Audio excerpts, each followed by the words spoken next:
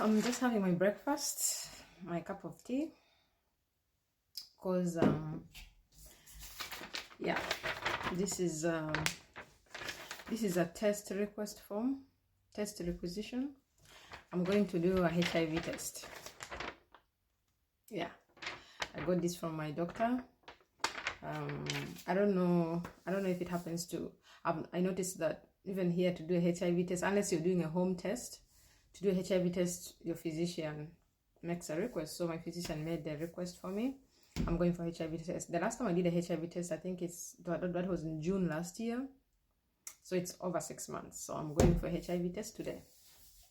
So yeah, now that I'm doing this brings me to the conversation. You know, a lot of times there's this battle going on, I feel like, between the other gender and my gender, especially when you're talking about cheating.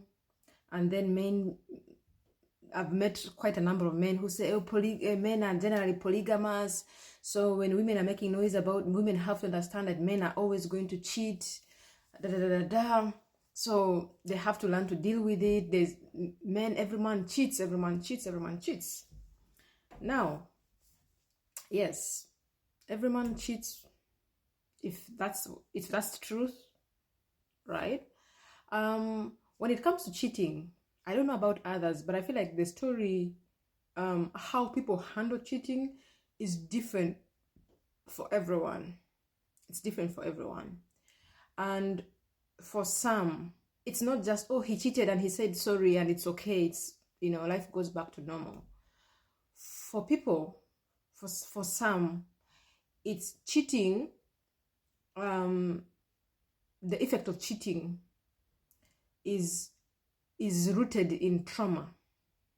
You know, how you handle, like how you deal with cheating and all that is deeply rooted in trauma. For example, for me, before some of you come for me, hey, why are you always telling out your mom's business? My mom's business has been out there since 1995, so it has been 30 years in I started hearing about my mom's HIV story since I was 4 or 5 years old. So my mom's story is out there. She talks on radio, she talks everywhere. People in Arua know her. So if you don't know her, please don't come for me. Hey, why are you talking about your mom's HIV status? My mom's HIV status has been out in the open since 1995, just for context. So for me, like I said, personally, so with that being said, my mom has been HIV positive even more than the years I've been on this earth. Meaning she had me when she already had HIV, and thanks be to God, I am here today. Okay, until proven today after this test, I've been negative. I've been negative until proven after this test today. So now all my life, right from 4 or 5 years old, when I got to know about my mom's HIV status, I got to know that my mom had HIV. I've lived in fear. Yes. So in my household, the best I knew about sex, I don't know if I can say it here, but about the most I know about sex or sleeping with someone, you get HIV and pregnant. And at least for my brothers, I think they knew that. I think, yeah, they also knew that you get a woman pregnant and you'll get HIV, contracting HIV. Those two things. That's all I knew in my household. Anything to do with, like for me, anything to do with the opposite gender, it comes to, hey, you'll get HIV, yeah, you get HIV. And it even got worse when my mom started her treatment, taking the antiretroviral drugs. This was from 2002, yeah. I remember she started in 2002. And remember this now, like I was just now hitting puberty and all those things. You guys, any small thing, like my mom sees you with a boy, she meets you anywhere with a boy, she'll give you the drugs. So you see me taking this drug and you think it's fun and whatever, so here it is. Here, take it, let's take it together, since you're looking for HIV. So that is my relationship with like that is how my intimacy stories started for me. So I even feared engaging with a guy to that extent, because I knew It's HIV and children getting pregnant, and I was too young to be pregnant, first of all. And if there's anything I detested in my whole life, then even up to now, is HIV, because HIV showed me sege, hell. I didn't have it, but I lived my first 20 years of my life like someone who had HIV. Anyway, that's story for another day. Now, because of that, I knew you get HIV by sleeping around.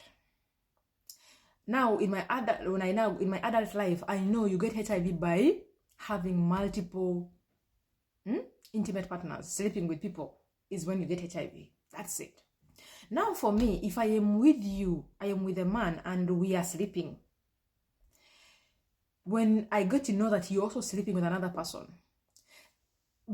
like ding, ding, ding, ding, ding, lights go in my head, HIV.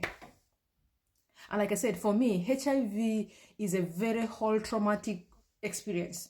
Details of it, if you've encountered me before, you might have had the whole story, but that's not the point here. The point here is just, for me, sleeping around or having multiple partners, for me, ding, ding, ding, ding, it's exposure to HIV. And if there's anything I want to avoid in this life of mine, please, God, I beg, please, if you can dodge me in anything in this life, dodge me from HIV. Because, guys, if there's anything I have to survive in this life, let it be HIV. Because you guys, HIV has lived in my household.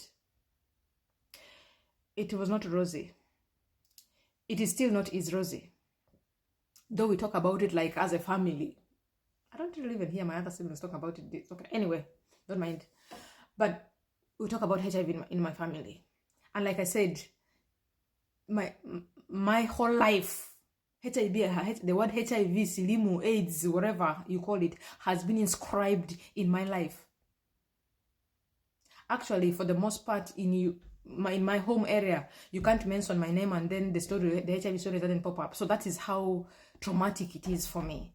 So when I'm talking about cheating, when I'm taking cheating personal, before you come, oh, you need to understand men are polygamous, men are always going to cheat, men are going to what? Before you come make that statement towards me, as particularly for me as favor, it's not just, oh, he cheated. For me, it goes deep. It runs deep. That's why for me, cheating is such a deal breaker, because it plays my trauma like a movie right in front of my eyes. Cheating, for me, isolating cheating and HIV, it's hard for me to do so.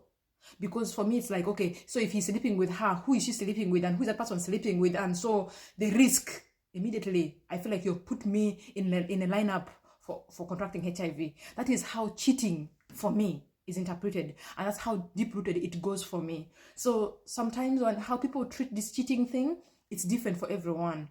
For many of us, including me, it's a trauma deep-rooted thing. So when I am expecting fidelity from a partner, for me, that's how it is. I fear. It's the fear of HIV. So please, before we justify this HIV thing, that's how we need, like with cheating thing, like, hey, men cheat.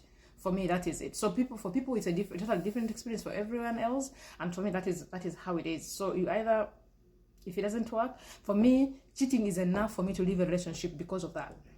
It's enough for me to go, because for me, it's like I'm running away from HIV, something I've run away from my whole entire life. Before you judge me, that's the story. And thank you.